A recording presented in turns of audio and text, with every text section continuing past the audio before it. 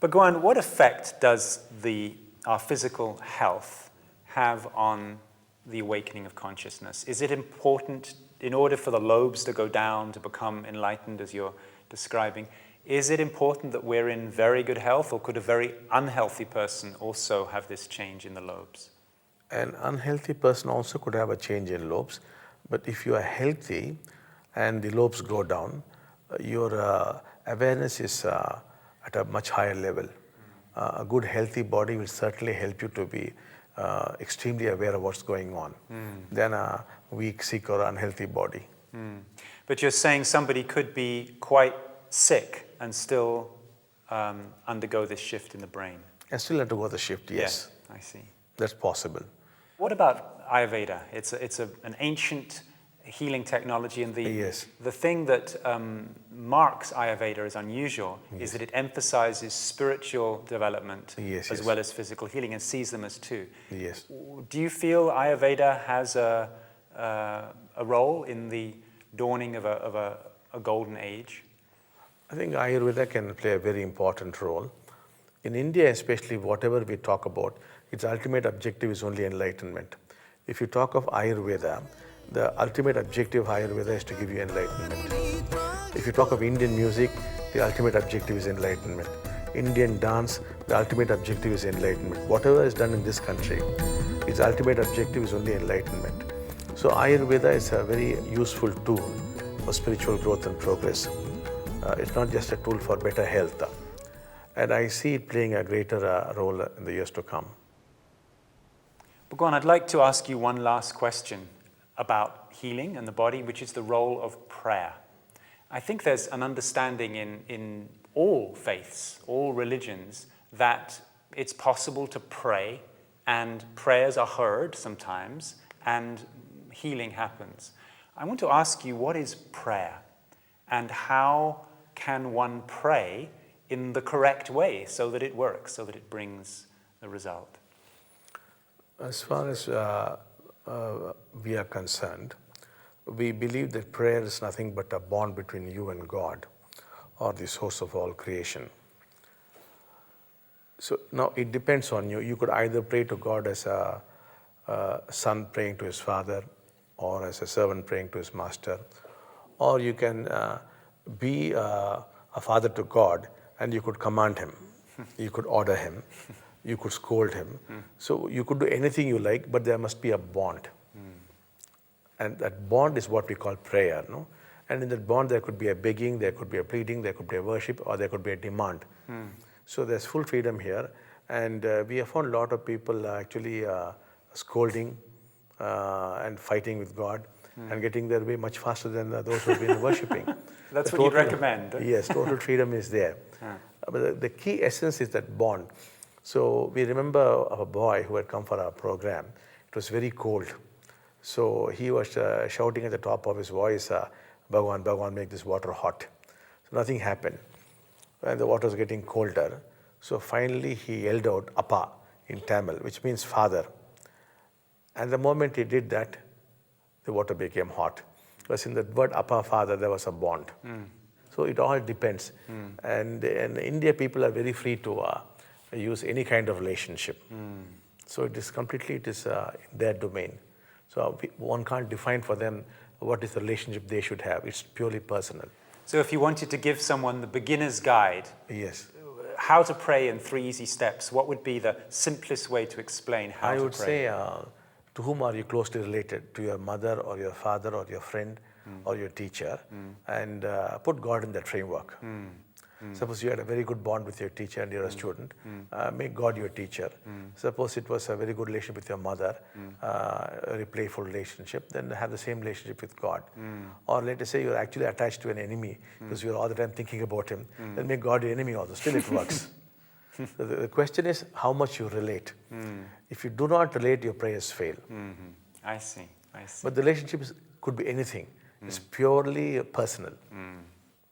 Good. That's why no two people in India have the same kind of relationship. It comes from their own traumas, their own background.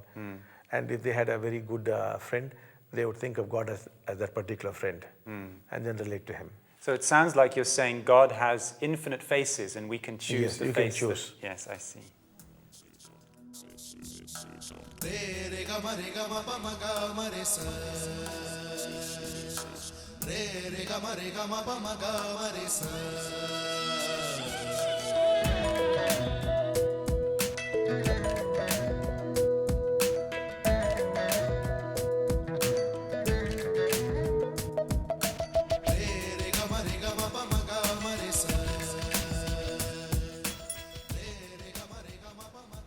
Most of the people here who know you and Amma, your wife, revere you as an avatar.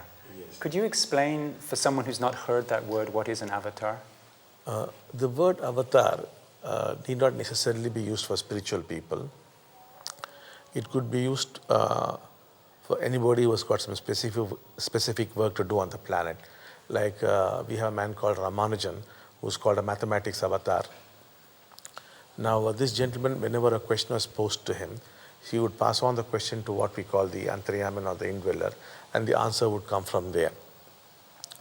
And he lived for a very short time, and he gave a lot of breakthroughs in mathematics.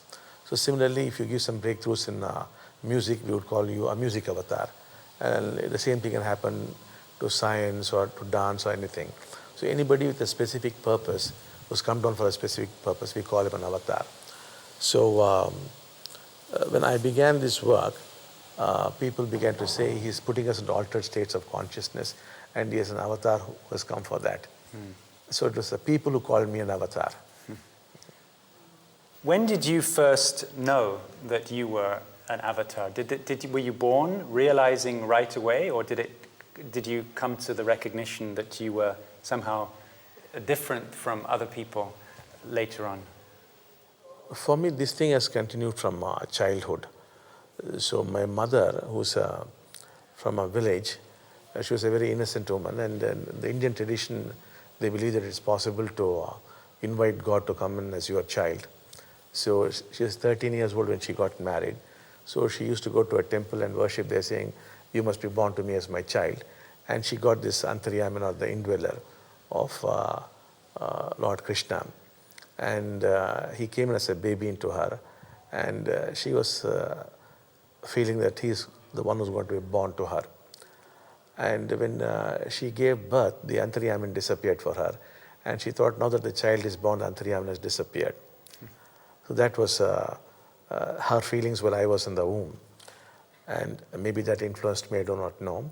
But from the days I could remember, I could feel that people around were not experiencing what I was experiencing. So I was wondering, how am I to give it to them? Then I realized it has to be actually transferred to them. So this work began ever since I was a child, but I could really do it only sometime around 1989.